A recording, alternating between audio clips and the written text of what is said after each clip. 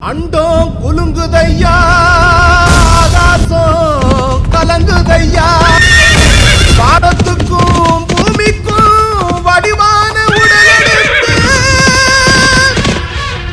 ஐயா கருப்பு அடியெடுத்து வாராரையா.